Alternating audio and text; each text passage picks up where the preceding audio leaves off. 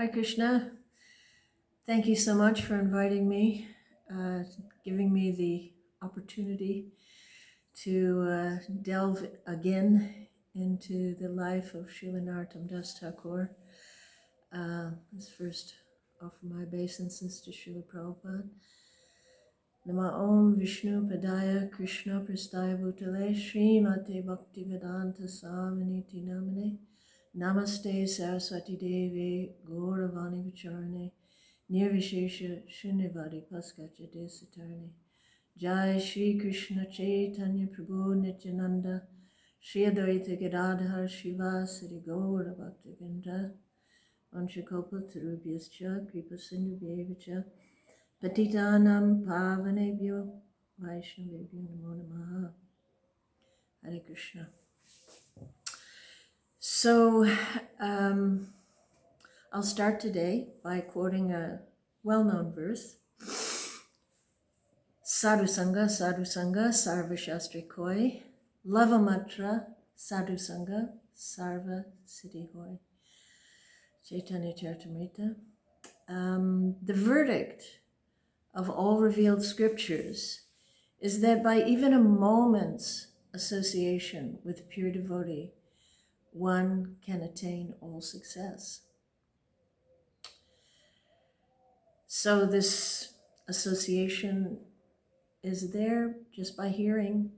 We don't have to be in the physical presence, but simply by hearing about Narottam Das Thakur, we can in some way be brought into his presence. So even more than a few moments of association will be very purifying for myself and hopefully for everyone. So we'll try and bathe in his association for a little while. It's so uplifting, and actually it is essential for purification. There's a quote here. I'm not sure where I got it from, but it's nice, so I'll read it. The lives of the saintly persons are rich with the sweetness of loving service and are therefore worth repeated study because they are most dear to Gauranga Mahaprabhu. Without such study, we will never understand the nature of devotional service. By relishing the lives of great devotees, we become attracted by their compassion and we develop affection for them.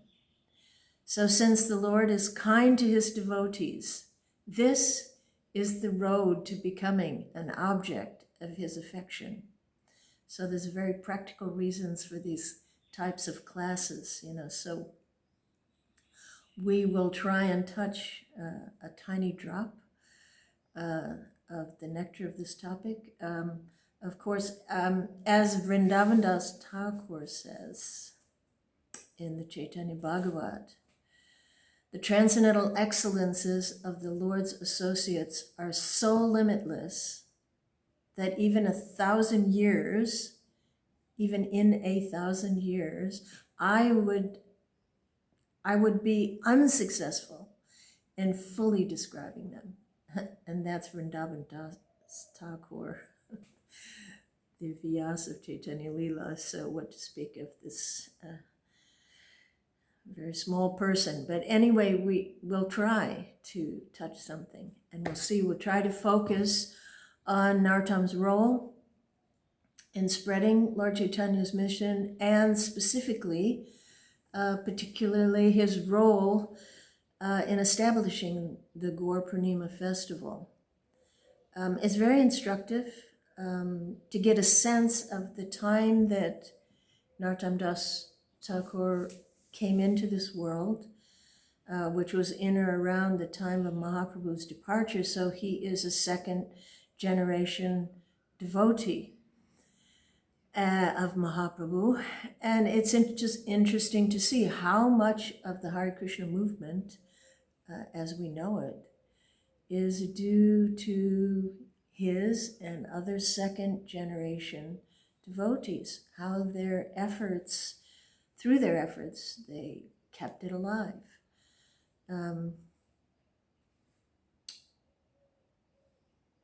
I find it interesting to see, depending on when you're born or when you come into the movement, you have different experiences. If you came in the 60s or the 70s, or in 2000, you're born into the movement at different times. You really have different experiences, different challenges. And so I find it relevant, especially for the second generation, our second, third, fourth, and onwards into the future. Those generations, they will also have to face similar, both ecstatic and daunting task of pushing the movement further forward.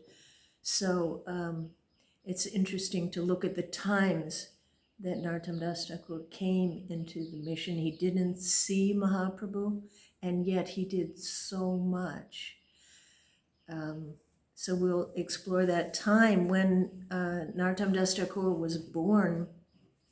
Lord Chaitanya's mission was still in very much a seedling state. His short time, 48 years, it was not a long time that he was present in this world.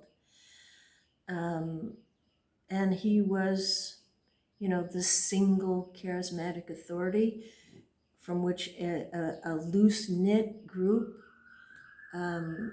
formed around him who deeply, deeply loved him. But there was no fixed structure. He wasn't really giving, administrative direction to his mission.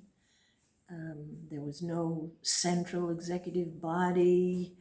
There was no individual successor. So it's not surprising that, after Mahaprabhu's departure, certainly this was a challenging time in many ways, even though there were, so many great devotees that were still in the world. But it's not a surprise that for many, many years, it was difficult to reach a working consensus of the nature of their group and how exactly the mission would go forward. Some parallels to after Srila Prabhupada's departure, of course. As Prabhupada said, whenever Acharya, what to speak of the Supreme Personality of Godhead, leave, there is some chaotic situation in some ways.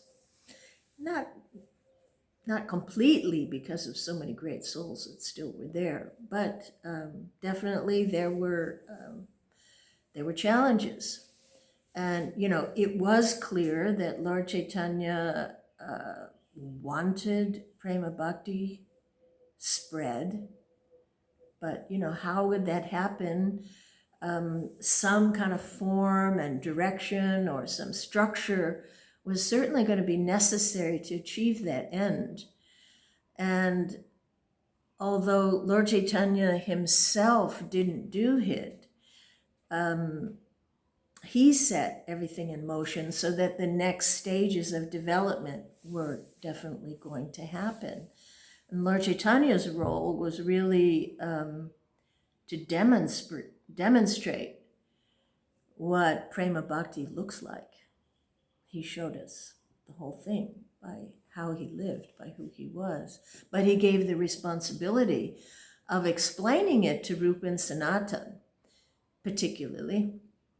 And he tasked them with, very difficult task, the systematic writing to explain everything related to Prema Bhakti, everything that Mahaprabhu had come to give.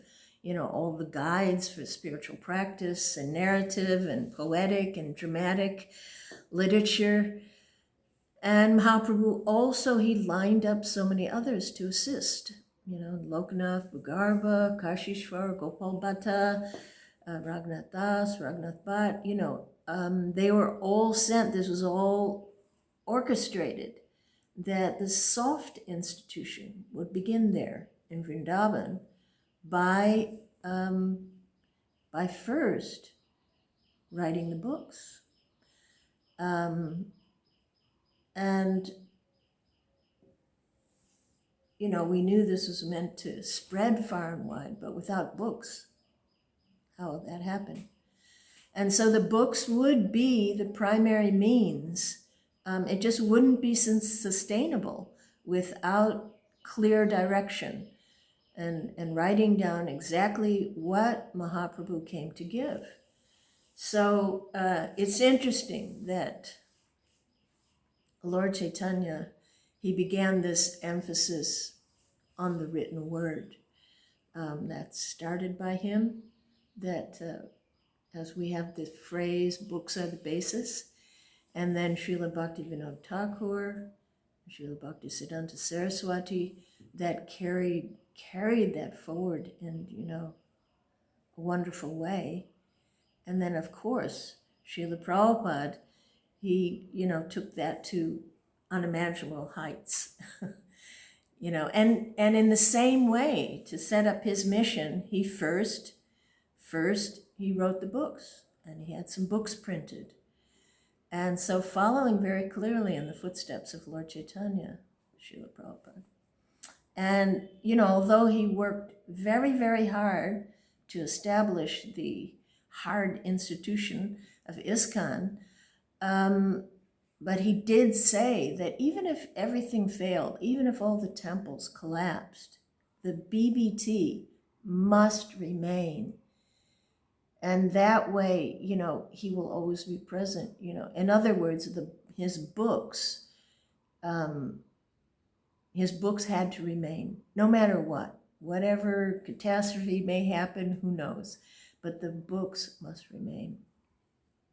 And so it's wonderful how so many of Srila Prabhupada's books have been translated in so many languages and distributed. Who could have imagined, you know? And I think Prabhupada made the BBT a separate entity for this purpose. Like in case ISKCON had, you know, the institution collapsed, then, you know, somehow that would go on. That was so important. So all this, at the time of Narottam's birth, all of this was taking root in Vrindavan, this, you know, beginning of everything, of Mahaprabhu's actual mission. And, but Narottam was born in the town of Kheturi. I won't go through, you know, try not to go too much into what had been said in the past, you know, regarding his youth and his growing up and everything. But just to give a little background, that he was born in Kheturi to the to Krishnananda Datta and Narayani, king of Kheturi. So he was a little prince, and he grew up very pampered and very protected. And he did have the opportunity to hear about Lord Chaitanya at a very young age. And immediately he had intense spontaneous attraction to hearing about Mahaprabhu and all of his associates. So that became his, very quickly in his young age, his obsession. And he did receive inspiration through dreams from Lord Chaitanya and Lord Nityananda, and they encouraged him. And, you know, long story there of how he finally got away, how he finally ran across the country. And finally, well, of course, after receiving the gift he received from Mahaprabhu at the Padmavati, he could not stay any longer. So he ran away. He did manage to run away to Vrindavan, which was his dream. And arriving there, that was his dream come true. And at that time, what an exciting time to arrive there, you know. It was booming. Everything was under construction, both physically and philosophically. He immediately, very soon after arriving, he made his connection with his spiritual master, Lokanath Goswami, and he became the student of Sri Jiva Goswami. Imagine getting your education at the lotus feet of Sri Jiva Goswami. And there he met his lifelong friends, Srinivas and Shyamananda, and they lived this, incredibly idyllic life in the best place in the universe and with the best association. What could be better? But Sri Jiva Goswami, he had this huge responsibility, huge. It's amazing what he shouldered. It's just so vast, that both practical and philosophical, he was responsible for developing everything, construction, purchasing land, legal things, Didi Seva, seeing that it goes on, the writing, the editing, the copying, creating a massive library, teaching students. I mean, it is just astounding what he did. It's astounding. And he was also responsible in some way towards the Vaishnavas in Bengal.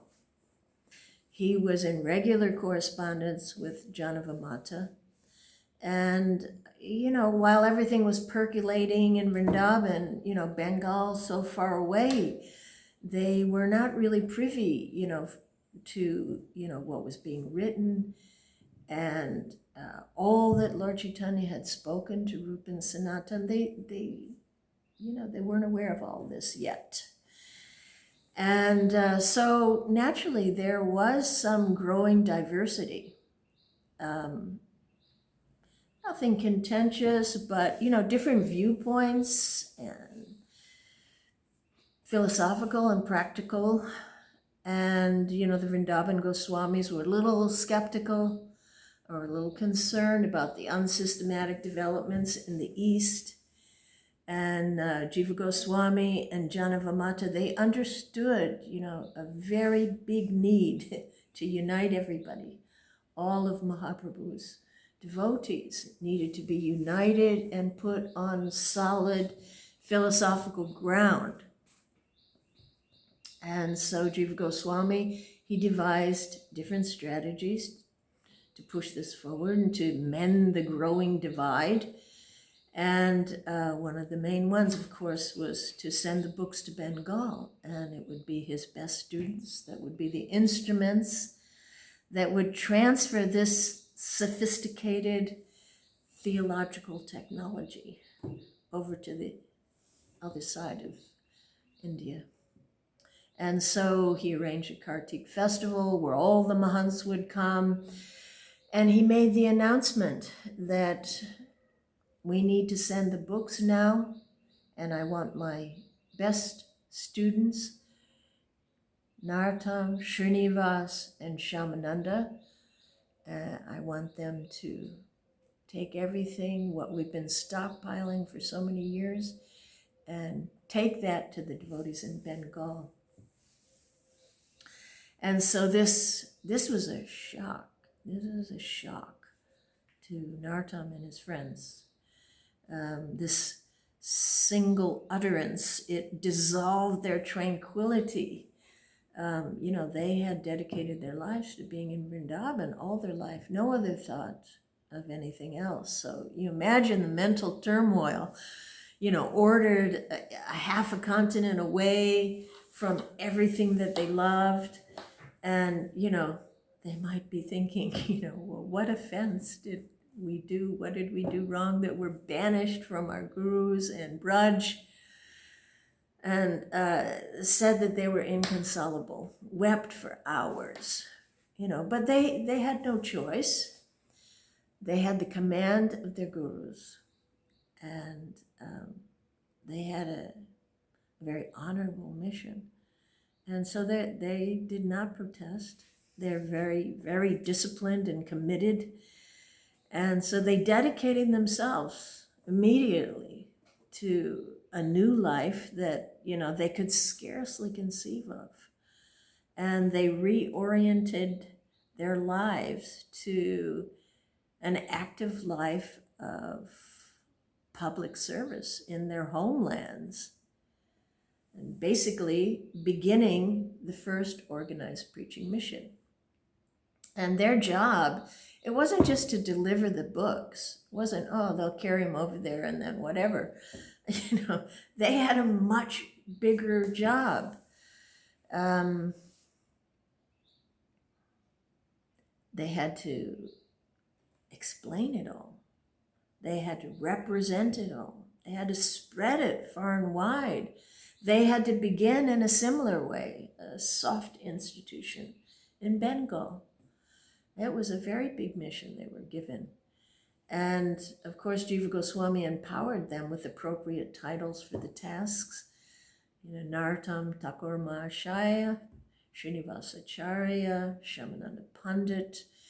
And so they walked away from all that they loved with no idea whether they would live or die. It was dangerous, just with the faith in their gurus. They were going to have to figure it out themselves. It's never been done before. And, little did they know that, the next decades, what they did that would change the face of Vaishnavism in Eastern India completely. And, you can't help but see the parallels, how similar it is to Srila Prabhupada boarding the Jaladuta. No support, no idea, no idea what will happen, what's going to happen. Just the order of the spiritual master, full dependence. And, with no idea how much he was going to affect the whole world. Just amazing dedication to the instruction of the spiritual master. And of course, it's also amazing that Srila Prabhupada almost immediately transferred that spirit to his disciples, sending them off to far-flung corners of the world, to push everything further. So it's very interesting dynamic. And of course, it's not going to end there. It's not like it's all done. The next generations, they're going to have to step out of their comfort zones and, make a lot of sacrifice and become very, very determined, because there will be new challenges, new strategies required. We're just really beginning. This is just the beginning. There's a very exciting unfoldment, over time of Mahaprabhu's mission. And what a wonderful opportunity. So Narottam then, after we won't get into the journey, but harrowing journey of losing the books, which they did recover. He arrived in Kheturi and he began his preaching activities in his own hometown, which was a little radical, going back to the home after you've been a renunciate, but it was Jiva Goswami's instruction. This is the best way. He was the Rajkumar before, so he would have a lot of influence, and he did. And people saw, our little Rajkumar, now look at him, this Thakur Mahashaya. And so it was very, very powerful, and he began his preaching there effectively. And soon after, I'm not sure how long, but he decided to go on pilgrimage. He'd not been in Navadvip or Puri, so imagine how much he must have wanted to see. There were still some associates alive. And so, he went on this mission for inspiration and to get association and to do kind of an environmental scan. I mean, he's meant to preach. He's got to see what's going on. And he saw that, the associates of Mahaprabhu, they're like so immersed in separation from him that they're just crying. And there wasn't much active preaching going on. And he saw that there were separate groups in the different places, all the different Shripats of the different great devotees, but they weren't really connected to one another. And then, of course, he saw the general mass of people are just, into materialistic, ritualistic religion and, becoming degraded.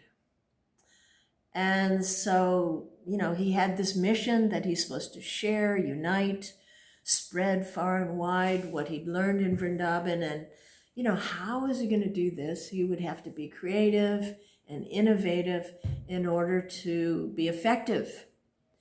And so one of the strategies was that he began to initiate, which was radical for a Kayasta, which was his caste. Well, they didn't do that, So he did something. He made a radical move because it would work. Not only did he initiate it, he initiated from dacoits. He initiated brahmanas. I mean, that was, he got some enemies for doing that. And, but it's interesting that, a preacher, sometimes they have to uphold the traditions because it'll be better for preaching. And sometimes they just really don't. They do something new, different. Like Lord Chaitanya, he took sannyas. The traditional sannyas, because it was good for his preaching. But then on the other hand, he made Haridas Thakur his namacharya, Muslim, gave him the highest position. So it's interesting, that to be a preacher, it's not just black and white. You really have to work according to time, place, and circumstance. And so Narottam was very, very good with that. His strategy was to write songs in Bengali and explain everything from A to Z in those songs. It's very effective way. People like to sing. People sang all the time. Let them sing these songs and learn everything. But the big game changer was his idea to have a mega Mahotsava in Kheturi to celebrate Purnima, the appearance of Sri Chaitanya Mahaprabhu. And he got this inspiration when he was on pilgrimage. And it was a very ambitious idea and a brilliant idea that he would accomplish many things at one time. It wasn't just, let's have a mela. It was a big opportunity. It would be if people would come. He didn't know. That it would bring these various lineages together. And, because the prominent followers of Mahaprabhu had developed like their own groups, and that had grown a bit independent and sometimes differing in form and practice. And at this festival, for the first time, he could bring together and link all these communities to a larger tradition, link everyone together. And, so it would be a chance also to show a united front from the, representatives from Vrindavan and Janavamata, who was the head of the whole, Bengal Vaishnavas, to show that they are in support of each other. They're not doing different things, totally on the same page. And it was also a chance for those associates who were feeling so much deep separation that to come and have, a big Maha Sankirtan in the way that they had done in the presence of Mahaprabhu. So how, enlivening and blissful that would be for them. And then also would establish deities, and that would, give a central place for expanding the mission. And it would also, of course, having a big mela, it would attract the common mass of people into the fold. It would help to spread everything. And most importantly, it would be an opportunity to deliver the books and the teachings, especially the Chaitanya Charitamrita, to organize the philosophical and physical structure for the Gaudiya Vaishnavas, to basically kick off a united Hare Krishna movement in Bengal and Orissa. So, there was a lot to be achieved by this. It wasn't just, a little celebration. It was a big deal. And it would be an opportunity to resolve, issues and divergent viewpoints. I mean, not that there was anything heavily contentious. Everyone was committed to chanting the holy name in kirtan. But, there were things, like even Lord Chaitanya's divinity and his worship, it was seen in different ways by different devotees. Everyone had different relationships with Mahaprabhu, and he had revealed himself in different ways to different devotees. And most of the time, he just showed himself as a devotee. Sometimes when the devotees wanted to glorify him as the Supreme Personality of Godhead, he would not let that happen. One time devotees started singing his glories in front of him, and he just went away, went home, and went to sleep. And the devotees came, and then he allowed them to continue. So, everything was not clear to everyone. There were diverse philosophical conceptions about Advaita's position, Nityananda's position, Gadadhar's position, differing views about who are these personalities, what is their place, and of course the Bengalis on the on the Bengal side, their emphasis was they just worship Lord Chaitanya, they chant Hare Krishna, and then they hear all this coming from Vrindavan, the Goswamis emphasizing the worship of Radha and Krishna. Well, that was different for them, so trying to assimilate, all what's going on. It's not so easy. And then naturally, there were also some pollution creeping in, which always happens everywhere. Bengal was rife with Shaktas, Hajias, Buddhists, plenty of possibly polluting elements that sometimes were creeping in here and there. So it's interesting to note that in all times, even when the Supreme Lord is present, even when his greatest associates are present, there's contentious issues. There's challenges. There's different viewpoints.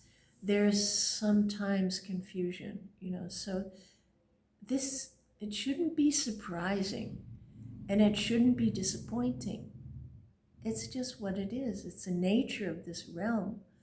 It's not, it's not going to become utopia.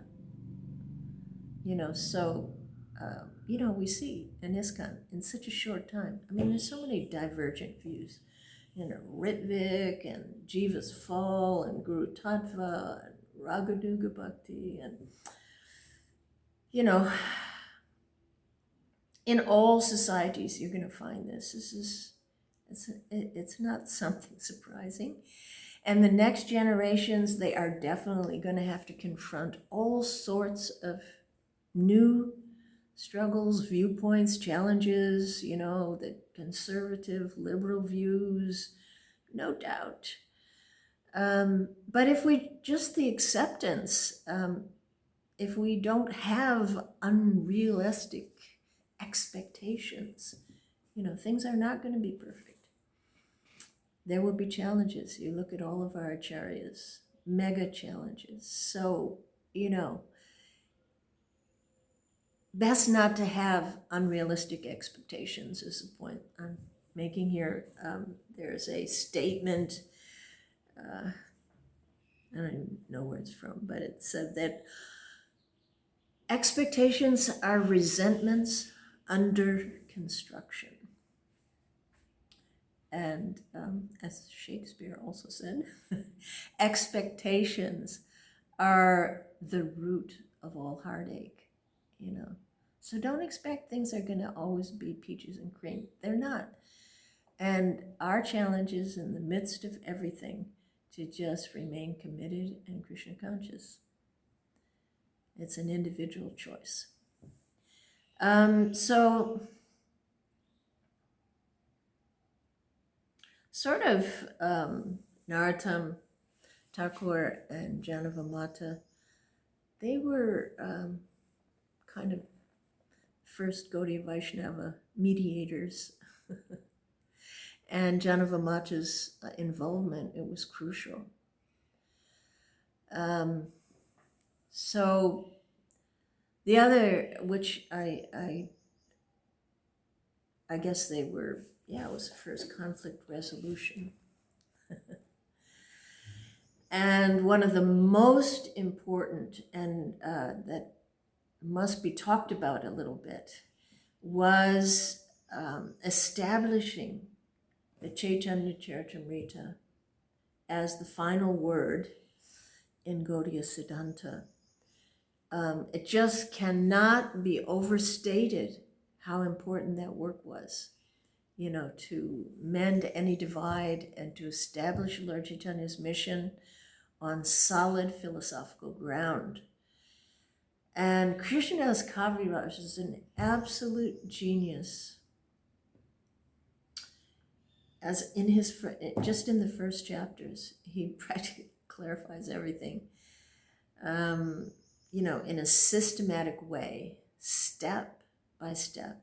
He explains the entire doctrine of Gaudiya Vedanta. He explains Lord Chaitanya's divinity, his external and his internal reasons for his appearance. And he explains who is Lord Nityananda next. And he makes it very clear his huge role in Gaudiya Vaishnavism, and that you don't have one without the other. Chaitanya and Nityananda, they go together. And he explains Advaita then and Gadadhar's place and their identities. And, you know, through the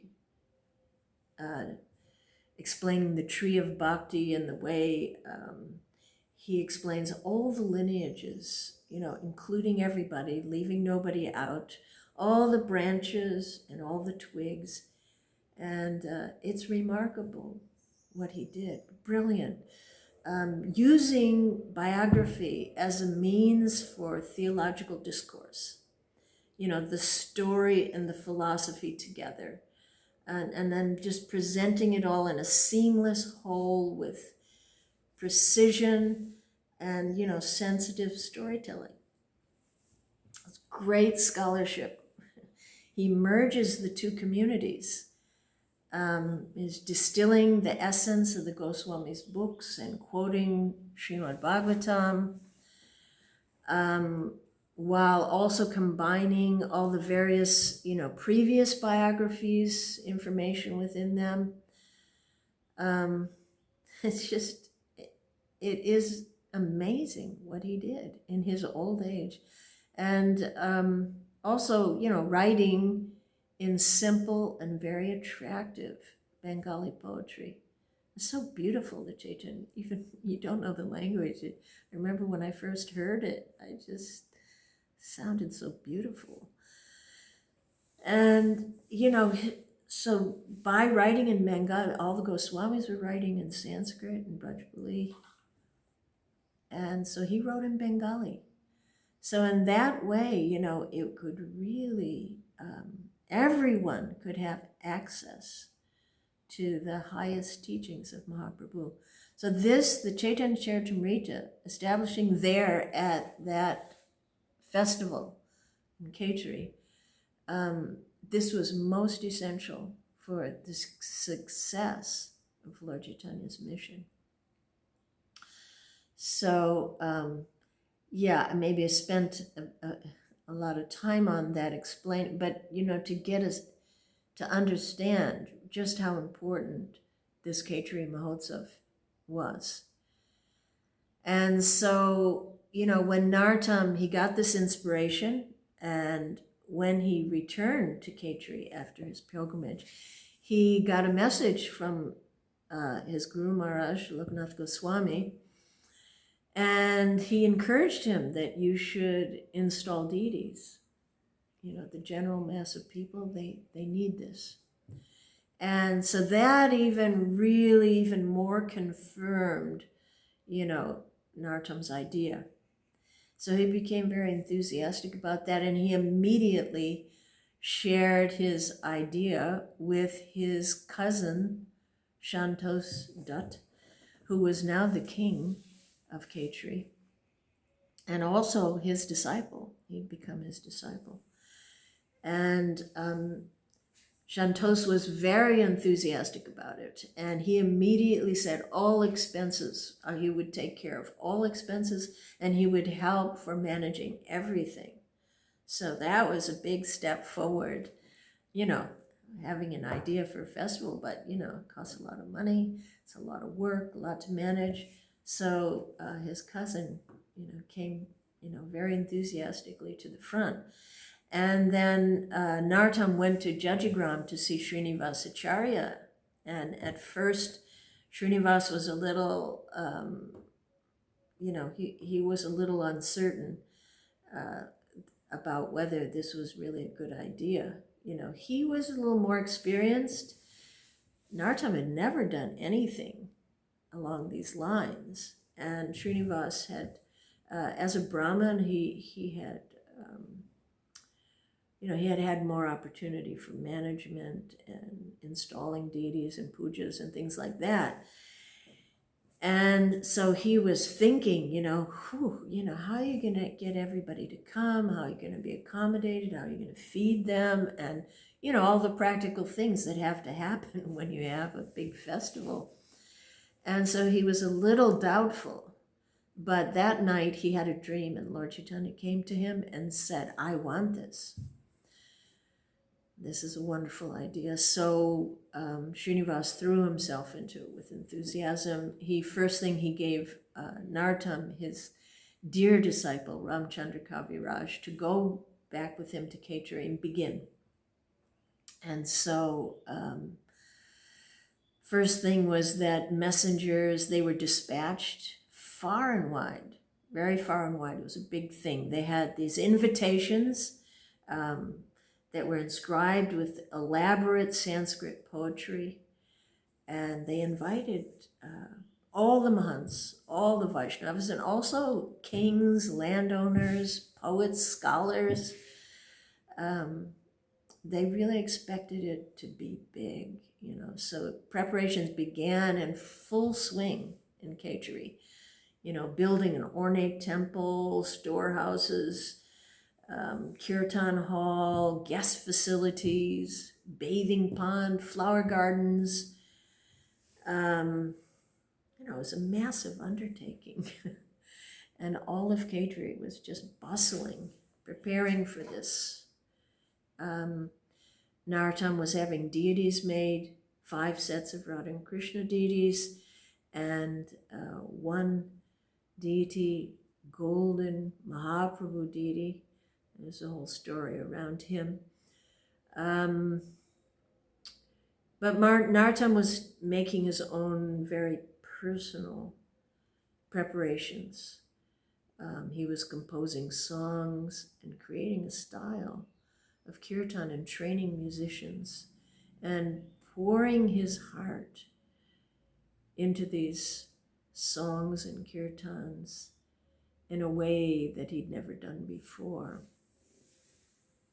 And so this was his personal offering to the Kheturi festival, that he understood very, very well the potency of pure sound vibration. And, well, after all, sound is the origin of everything. And there's nothing more powerful. I'm going to take a couple of minutes here to read something about the science of sound vibration. Some excerpts from Srila Sridhar Maharaj, Srila Prabhupada's godbrother, which are really quite amazing. It's maybe a little bit long to read, but I think if you can concentrate, you will find it quite striking what he's saying about sound vibration. So I'll just read this. When Brahma creates the universe, the seed ingredient is the sound Om. And from that Om, the Gayatri mantra is born. In this sound, the 14 planetary galaxies sprout like whirls of spiraling stars and planets. Each planetary system is composed of a different sound uttered by Lord Brahma. It is the function of Brahma to provide these different galaxies and planets according to the sinful and meritorious deeds of the innumerable jivas. Lord Brahma utters a different sound for each planetary system, and his engineer, Sri Vishwakarma, creates the planets according to those sounds.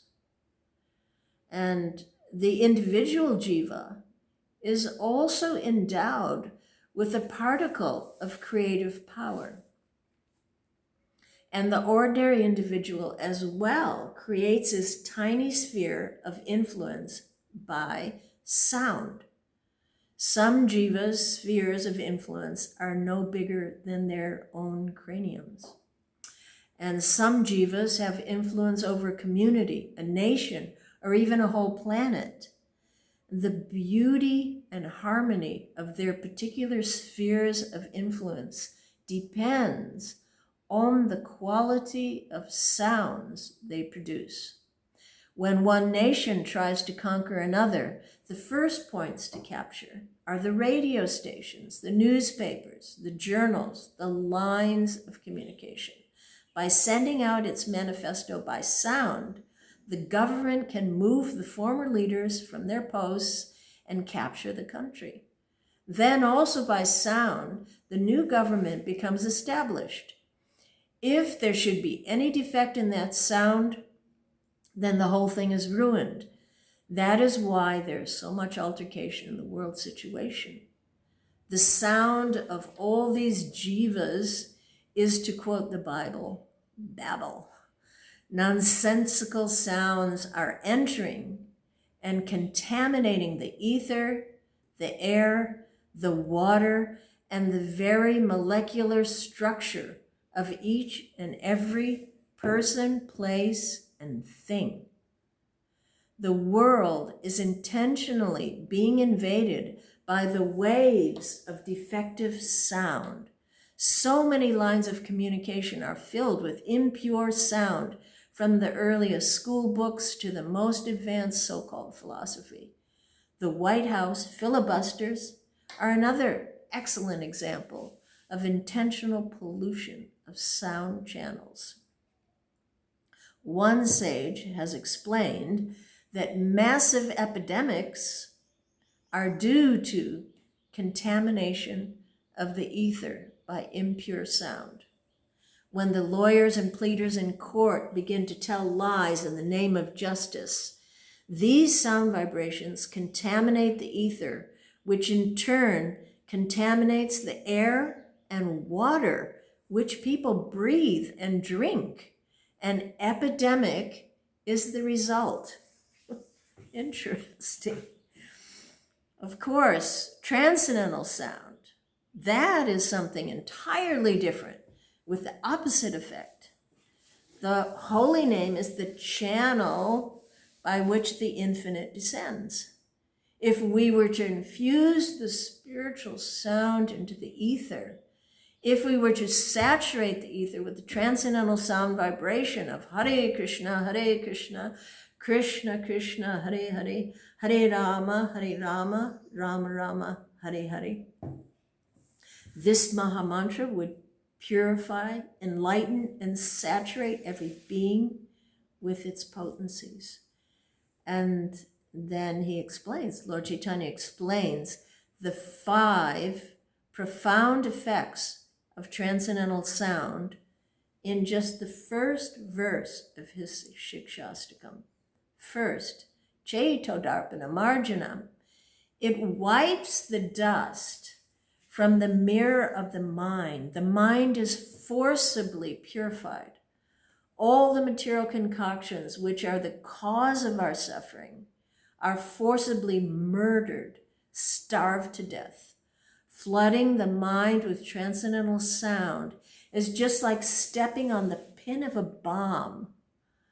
All misconceptions of material suffering, enjoyment are shattered, murdered, and the material mind is conquered wholly, leaving no enemies behind.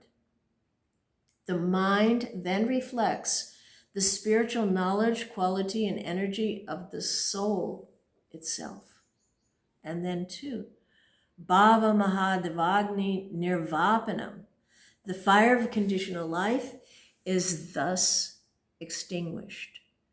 This body has been burning from the very beginning of its duration by the process of digestion. Biologists all declare that the body is a burning organism, giving off heat, water vapor, carbon dioxide.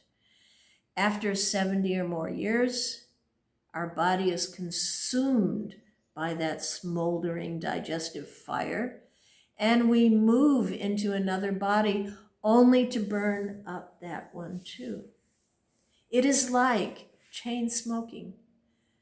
With the lit end of the cigarette, you light up a fresh cigarette, and on and on. And by the potency of the transcendental sound, the cause of that fire is extinguished. And then 3, Shreya Kairava Chandrika Vitaranam Vidya Jivanam. The transcendental sound then spreads the light of benedictions and peaceful suggestions, and fearlessness and no more anxieties invade the mind. The Maha Mantra floods the mind with affirmative suggestions of truth. And then Anandam Buddhibardhanam Pratipadam Purnamrita Svadanam. A full draught of an ocean of blissful nectar is served to the soul who's been thirsty from time immemorial. And then 5, Sarvatma Snapanam Param Vijayate Shri Krishna Sankirtanam. The holy name bathes all souls with spiritual bliss, knowledge, and love. The transcendental sound completely overcomes the souls with his sublime potencies. By uttering the pure sound of the Maha Mantra, one invades the very cause of everything that exists. The mind, body, and soul, and even nature itself can be changed into transcendental nature by one heartfelt exclamation of Hare Krishna. Capture the sound waves, which are the cause of every item of existence, and saturate them with the holy name. The result will be the total transformation of energy. So amazing. This is a science of sound. It's the practical means to change the world. there's so many people, they have their hopes and their plans by some political or social or economic adjustment, things will improve. But, as long as the atmosphere is filled with impure sound, well, their efforts will definitely fall short. So pure sound vibration, it must be increased. And of course, this is Narottam's full realization, as he states in his songs, Goloka, Premadan, Harinam, Sankirtan. And this was his intention, was to saturate the environment there in Kheturi at this mega festival with the pure sound of the holy name, and make everyone dance and cry in ecstasy. So that was his plan. After long preparations, the guests began to arrive.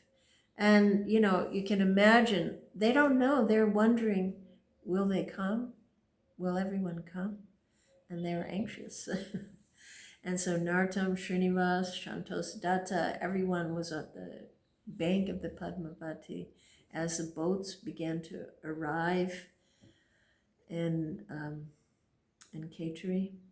And the river was just filled with boats. Janavamata coming across on a specially built boat just for her and all her associates, Minikatam Ramdas, Murari Chaitanya, Vrindavan Das, and then all the devotees from Ambika Kalna, from Navadvip, from Kardaha, all the Gaudiya Mahantas. Everyone came. And there was just unrestrained joy on the bank of the river.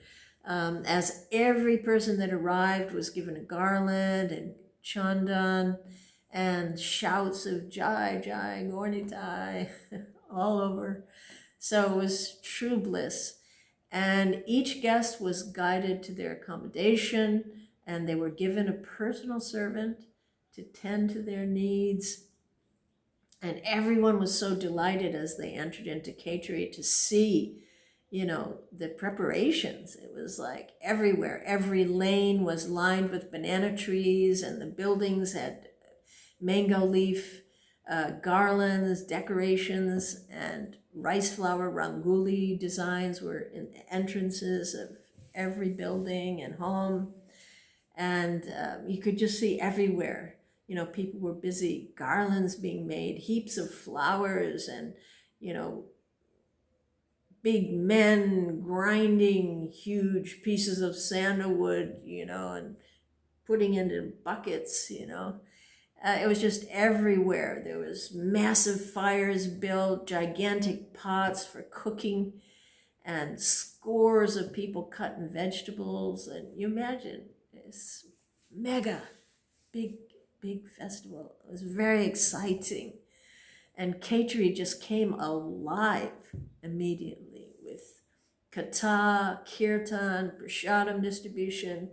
It was truly ecstatic for everyone.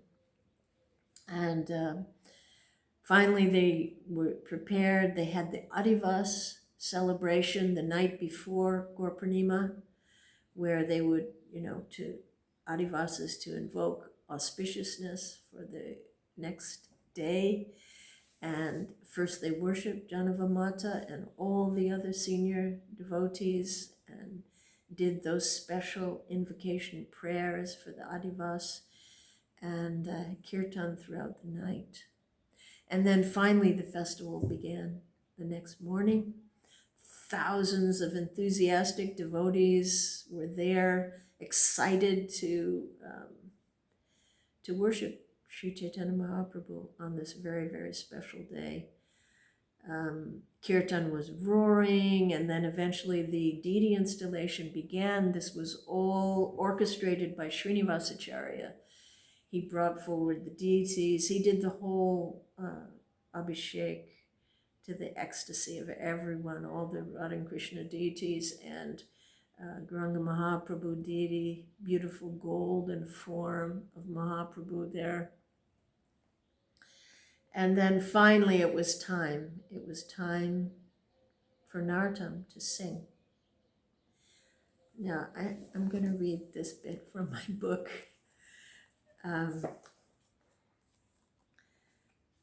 So silence descended on the courtyard. All eyes were on Nartam's face. Taking the kartals in his hands, Nartam sat down in the center of the musicians and nodded to Devidas to begin. Nartam sat erect and closed his eyes. His face became meditative as he listened to the sound of Devidas's deft hands dancing across the mridanga's heads. With a gentle smile, he began to sing, his voice imbued with devotion. Poignant verse after verse glorified Sri Chaitanya Mahaprabhu, flowing from his mouth like a stream of nectar. The crowd was captivated.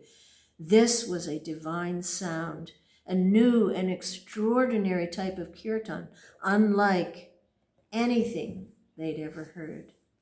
Many of the Vaishnavas began to cry as they listened to the poetry praising Sri Chaitanya Mahaprabhu. Nartam gradually increased the tempo, and the devotees in the audience clapped and swayed to the beat.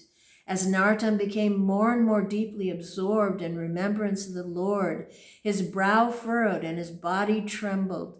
The cymbals in his hands flashed in the morning sunlight, and tears of happiness flowed down his cheeks. One song after another poured forth from the depths of his heart, each a condensed Veda, conveying volumes of transcendental knowledge. Each raga perfectly matched both the mood of the song and the poetic rendition of Lord Gauranga's activities. As the music flowed forth from Nartam's tongue, the sweet pastimes of the Lord came alive in the listeners' hearts. Skillfully shifting the mood, style, and tune, Nartam then sang the glories of Radha and Krishna. The inundation of pure sound flooded the courtyard with spiritual energy, engulfing the audience in bhakti. No one remained unmoved. All were swept up in the waves of Nartam's prema.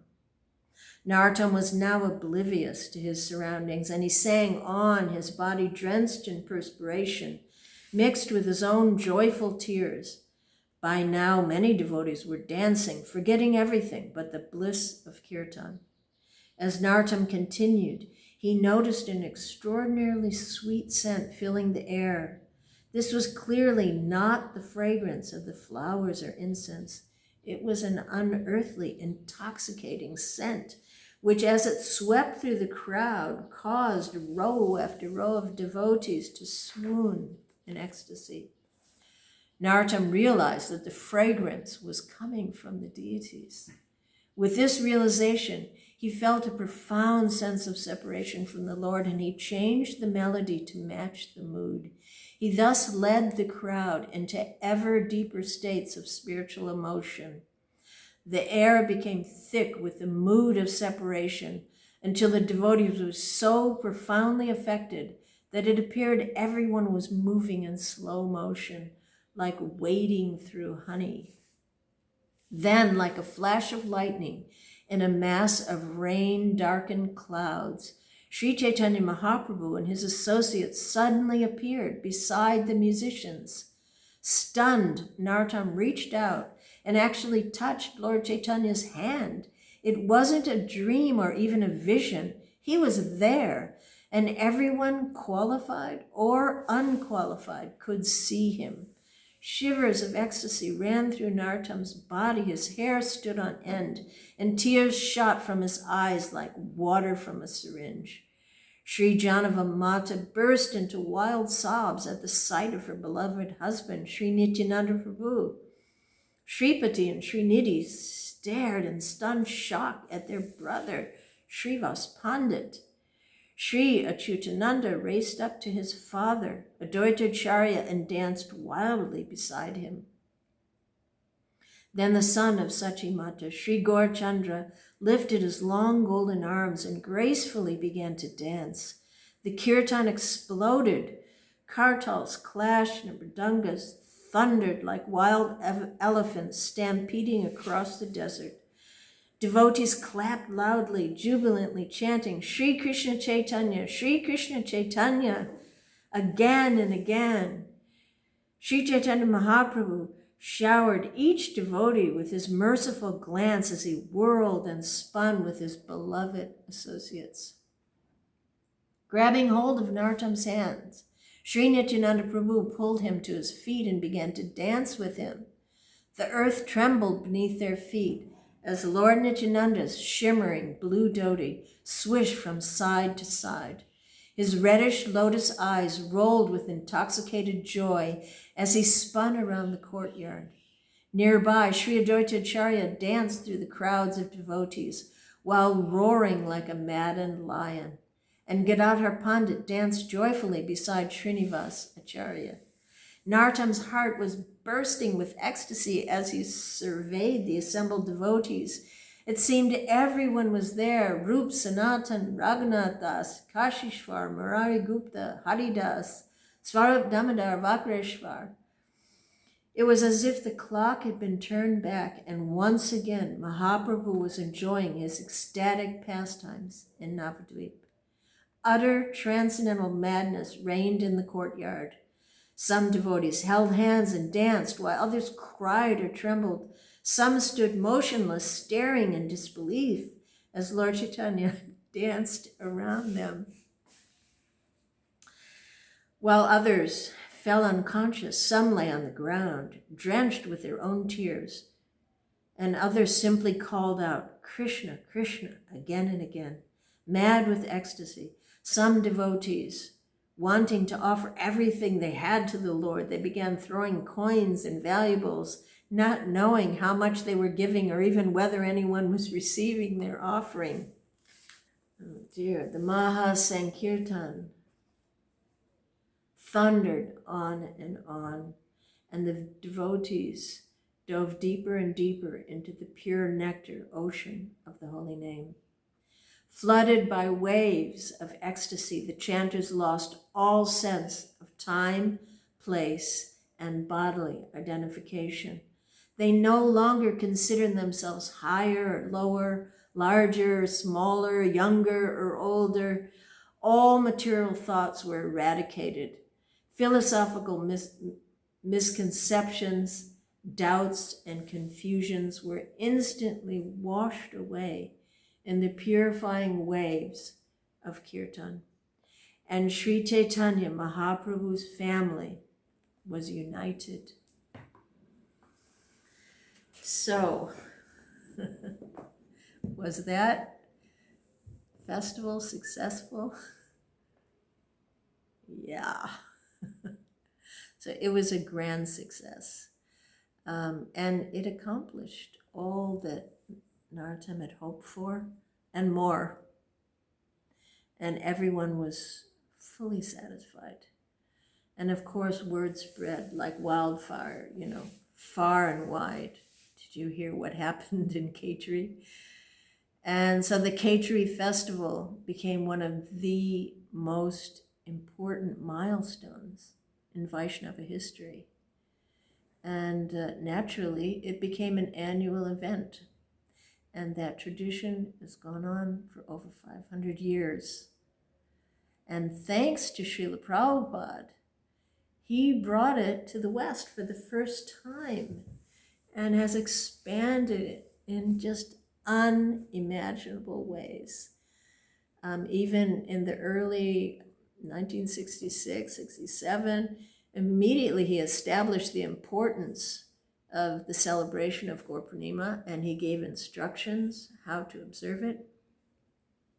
And as soon as they purchased the land in Mayapur in 1972, February, they held the first Gaura Purnima festival here in Mayapur. Just a handful of devotees. There was a makeshift bridge across a ditch entering into, everywhere was just empty rice fields. Devotees, there were some tents for the devotees, and there was Srila Prabhupada's thatched hut. And there they were. And there was a curtain in the middle of the hut. The deities were behind that, and Prabhupada and his servants stayed on the other side. And there was just a hand pump for everyone to share and some kerosene lamps. And still, Srila Prabhupada said he was so happy that this was, even if he were given a palace, he would prefer this lovely hut in Sri Mayapur Dham. And it was the first time that pilgrims, they saw the foreign devotees celebrating Gaura Purnima. It's a pretty historical event. It was small, but very, very significant.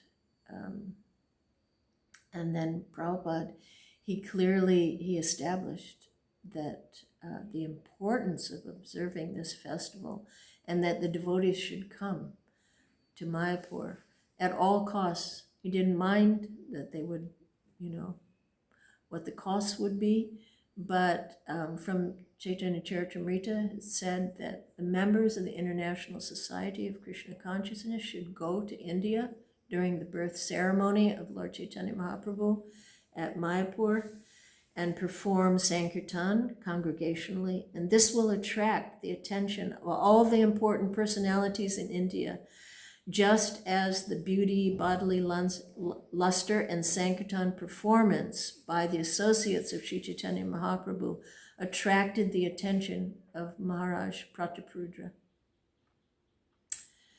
Prabhupada considered it essential for unity and purification of ISKCON. And Prabhupada had, very big ideas of how to expand it.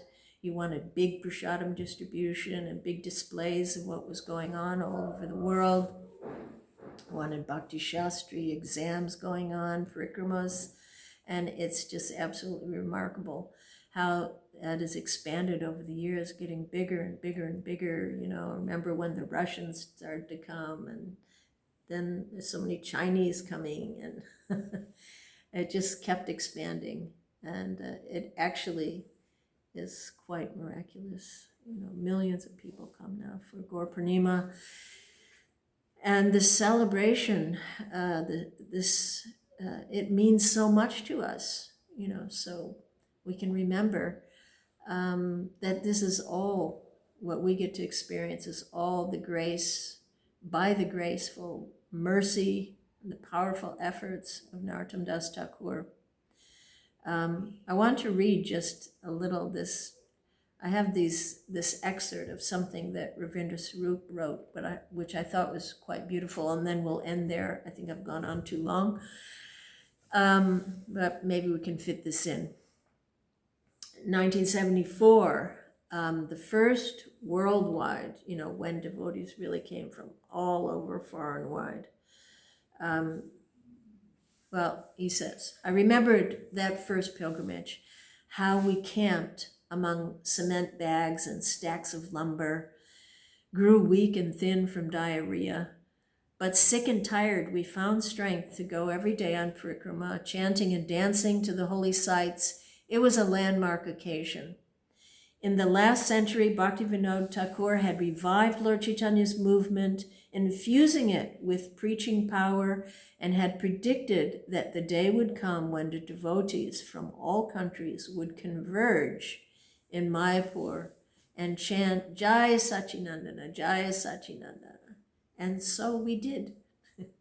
One bright day, a flotilla of wooden boats wallowing heavily, their decks packed with standing devotees, brought us to the far bank of the Jalangi, where the house and samadhi tomb of Bhaktivinoda Thakur stood.